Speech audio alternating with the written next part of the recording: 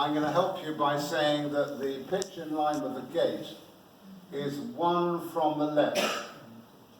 In fact, I can see the hole in the ground in line with the gate. And then if you count 3, 4, 5, I can certainly see number 6. Anyway, it doesn't matter, there are 6 out there. And those plates in the ground, you know what they are because they are replicated the other end. That's where you put the slump mic and slump camera in front of, and the lead then goes to the connection there. So those are, if you like, the 6 televised pitches, which will bring the images and the sounds up to Sky to allow them to broadcast to you, not just in UK, but to the visitors. So on those middle 6, naturally, are the 2 test matches. This year it's Pakistan and India. The 2 ODIs, this year it was Ireland and India. The county final, Sky make a big deal of the county final. That's the county 50 over final here. And probably 2, is it Joseph, or 3 times a year, Sky come and televise Middlesex. Often on a 4-day game, certainly on a 2020 game, and sometimes on a 1-day game. They come and televise.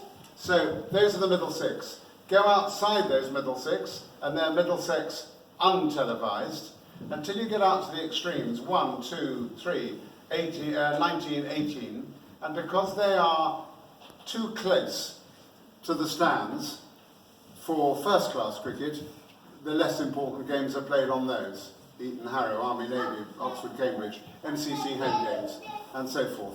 So that's how the pitches are used. We're unlucky in one way. We don't have as much grass as the Oval, for example, which puts the outside pitches perilously close to the spectators, but they're warned. And there we are. So that's the use of the pitches. And finally, and I'll hand back to Joseph.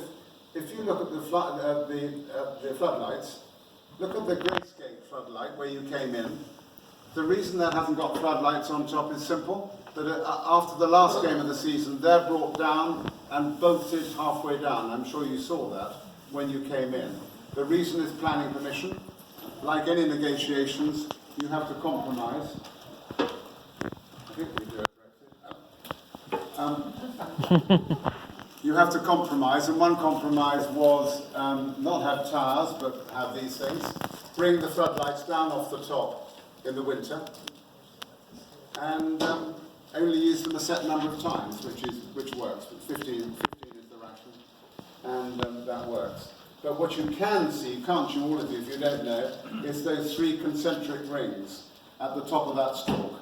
And that tells you, which many of you would have seen on the television, that they go up and up and up. And I use that 3 times advisedly because that's the number of sleeves there are in each, hydraulically and telescopically. They're very high and they're wonderful. In case you're wondering, the only reason they're still there is that because the new stand has incorporated the stalk, that can't go any lower. So, Joseph, over to you. So, here inside the media centre, it's on 2 levels. This is the lower level where we are, and this is where all the cricket journalists sit, all the correspondents with their laptops writing for newspapers. And if you pull the thing back, you can see where they plug in their equipment. There's room for 140 cricket correspondents, and when it's a test match, it's completely full here. Upstairs, there's another level across the top, and that's where the commentators are for radio and TV. So Sky Sports are towards that end. TMS, the radio team, they're right in the middle, and the visiting broadcasting companies are towards this end. TMS, the radio team, after the building had opened, they requested that a window be opened so that natural sounds could come in and be picked up by the microphones. Because there were no windows that opened at all. So there is now one window that is open. But it's still very primitive, they just approved. However, it's never been tested. It's never been hit by a cricket ball in 19 years. Are they opposite? The windows opposite Oh, been yeah. smashed? Frequently, they're long run. Yeah. and even up onto the middle balcony and sometimes onto the top deck. What's the punishment?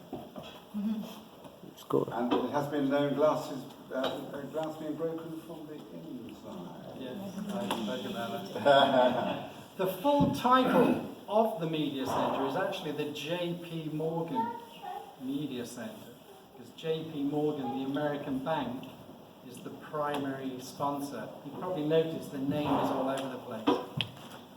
And they sponsor a lot of other things around the ground. Apparently they would like Lords to be known as J.P. Morgan Lords. Everyone always cringes. I don't think that's going to happen. I don't think it'll happen, but of course that is the case. At many grounds now, the sponsor's name comes first. It's the Kia Yeah, Oval, yeah. Emirates, yeah. Old Trafford, but not at Lords. The Swalek Stadium in Cardiff. Yes, yes, yes. Good. So, Joseph, any questions for anybody? Let's hear your thoughts or questions. Okay. I'll just mention the buildings around the ground. They all have cricketing names. You see the apartment block in the middle there, very smart, exclusive block. The name of the building is Pavilion. My apartment's the one just on the right. The two older buildings to the left here are called Lord's View 1 and Lord's View 2. And the smart apartment block behind the pavilion to the left, that's called Century Court. And the other week, there was a young lady on her own came on one of these tours, and she said, I don't know anything about cricket, but she said, I live in Lord's View 1. She said, my bedroom window overlooks the ground. Wonderful. Yeah. So Has she got a view there? Yeah. Yeah. She said, I thought I'd better come and find out what it's all about. How long has she been there? Some time. How old is she? She was mid-20s.